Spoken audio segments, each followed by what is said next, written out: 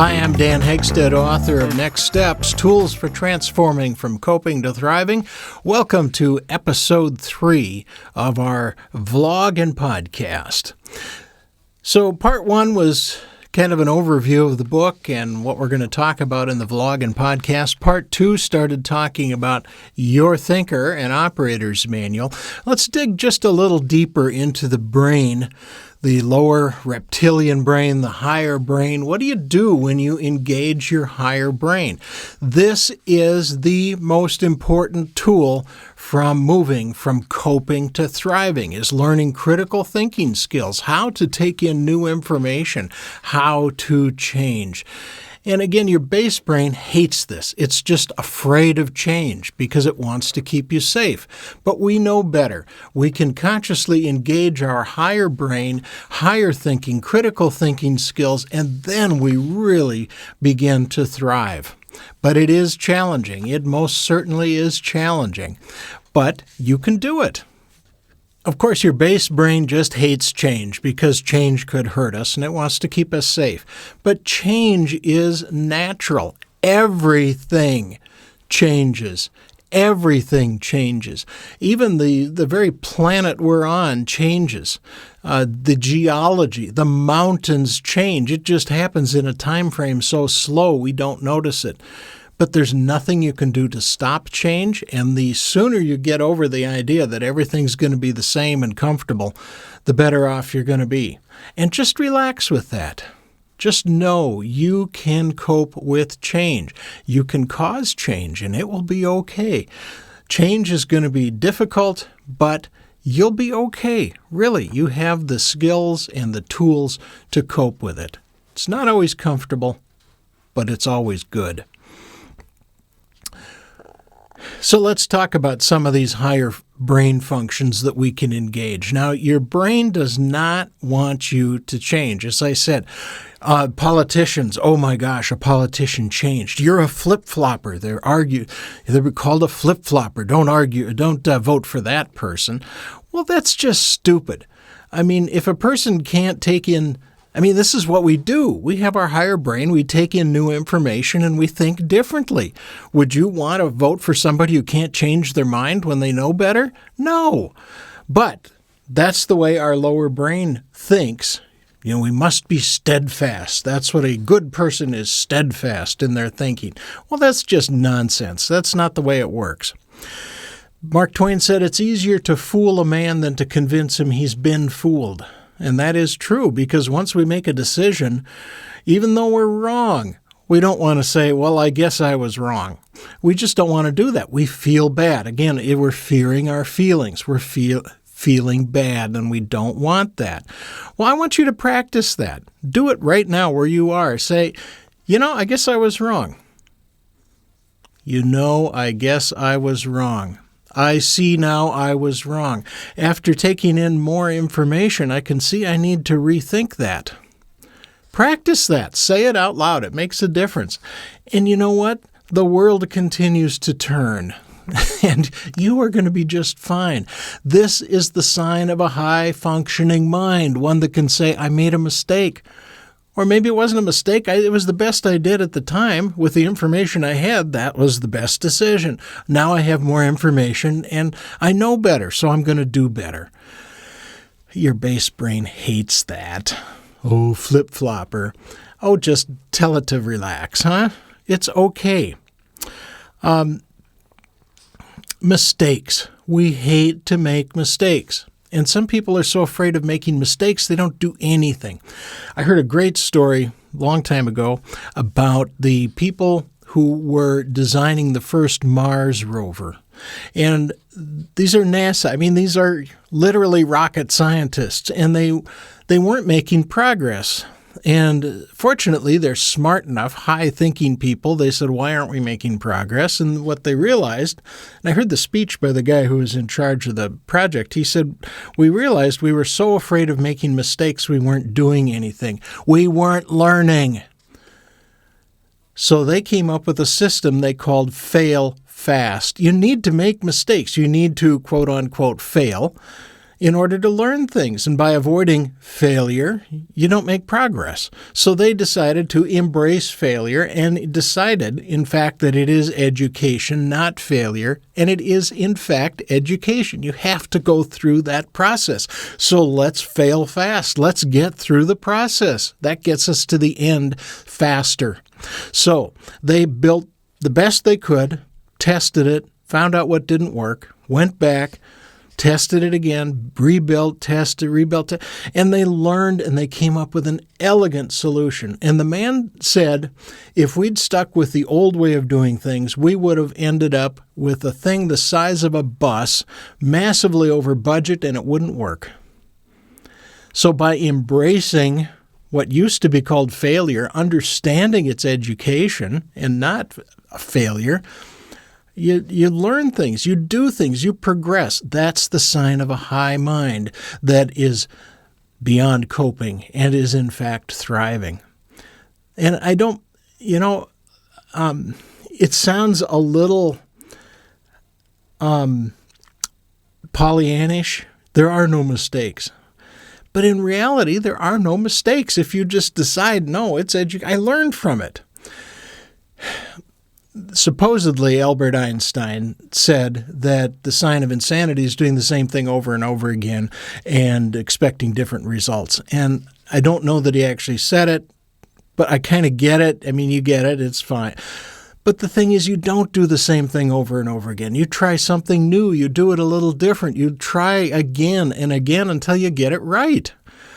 So maybe the sign of true sanity is doing the same thing over and over again until you get it right. You get the result you want.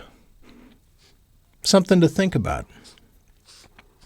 Mistakes. It's how we learn. We need to learn how to consume media. Now, the mainstream media, they all lie to us.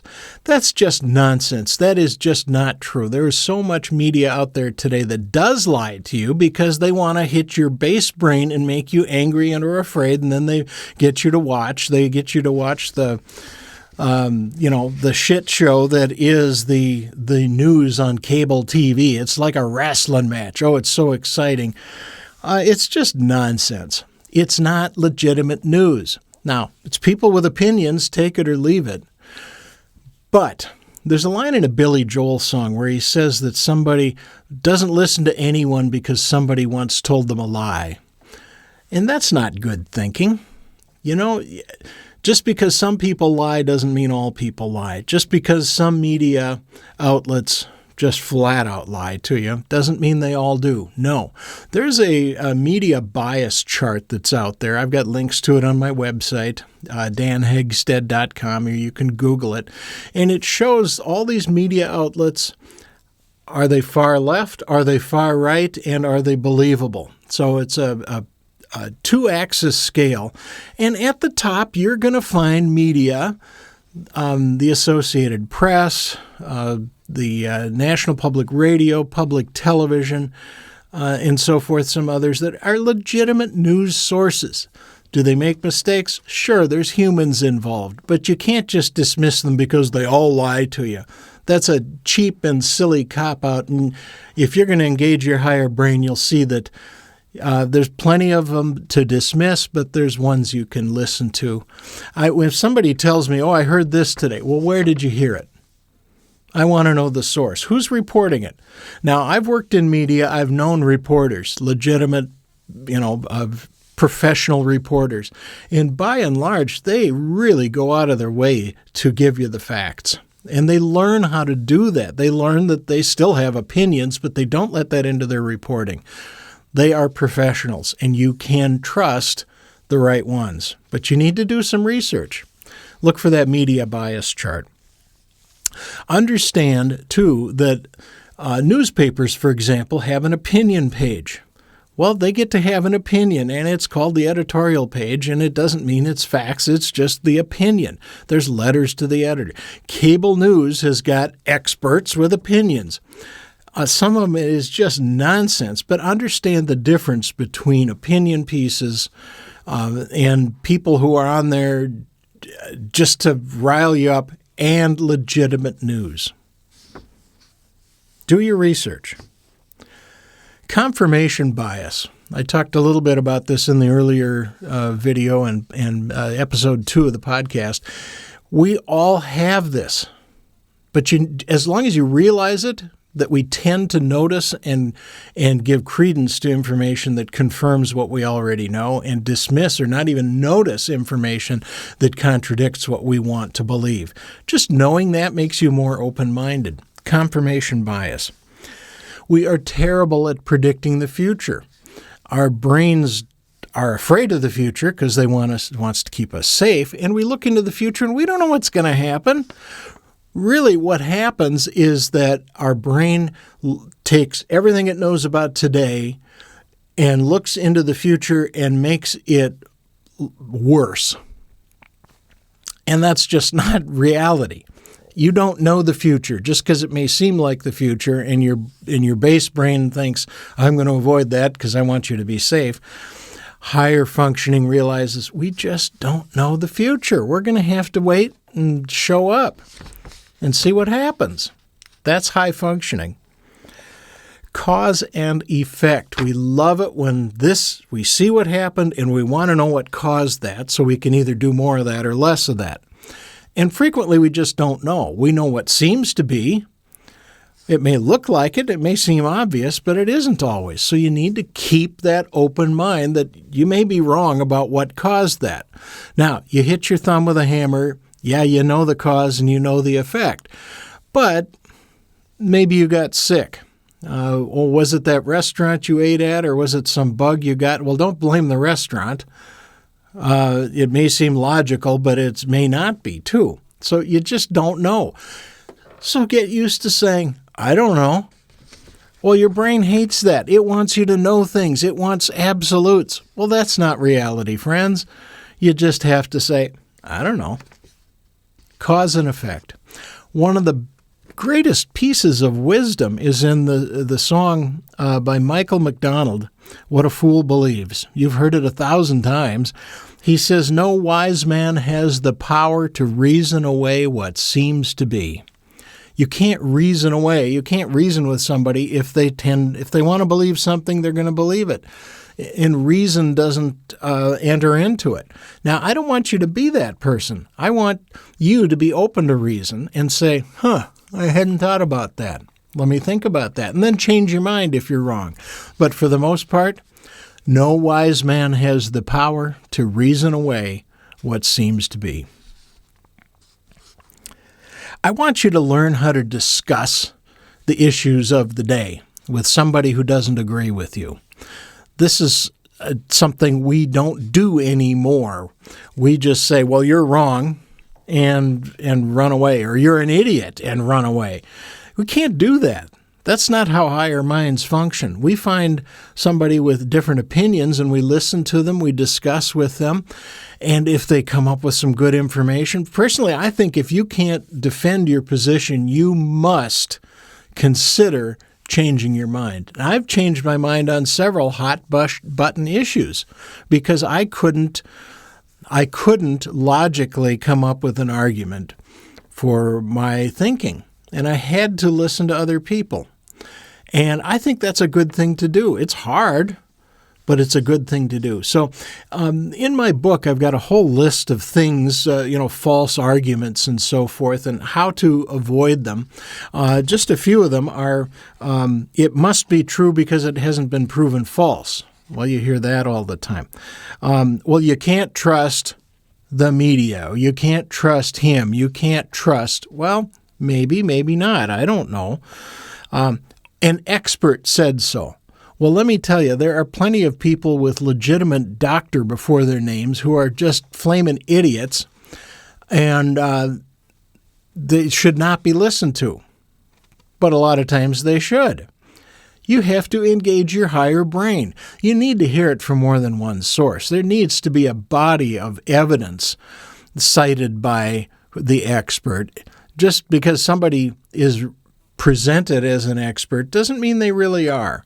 But again, you have to go to the source. Legitimate news source is going to find legitimate experts and people who know what they're talking about, whose opinion matters. But there are people out there that are just They seem like they know what they're talking about, but it's just nonsense. And you get to say, no. But you need to engage your brain. You can't just take somebody's word for it. Here's one I love. If you believe this, well, then you believe that. Don't tell me what I believe. I'll tell you what I believe, and then listen to me. And taking an argument to the extremes, very similar to that. Oh, you want everybody to, that's just not legitimate discussion. So there's many more of these too. And of course, you should buy my book to read them all. But look for them in others' arguments and look for them in your arguments too. And don't do that. Find out how to make your case. And, Thomas Paine said that discussing these things with people who've renounced logic is like administering medicine to the dead. And just move on. But when you can find somebody with a different opinion than yours and get into a legitimate discussion, it's just fascinating to talk to them. And then you have to really think your feelings and arguments through. And that's really interesting, I think. So there you go, just a few things of how we engage our higher brain. And these things are the foundation. This is the key to where we start. This is the first step in the next steps to moving from coping to thriving. If you're interested in the book, here's the paperback. You can buy this on Amazon. The link's on my website. The Kindle e-reader, links on my website. If you'd like me to read it to you, I made the audiobook, links on my website. And if you're interested in hiring me as a speaker, go to my website. It's danhegstead.com. If you like my podcast and vlog, hit the like and subscribe, share it with your friends, and I think that'd be a good thing to do. Thank you for listening. Thank you for watching. I'm Dan Hegstead. I'm here to help.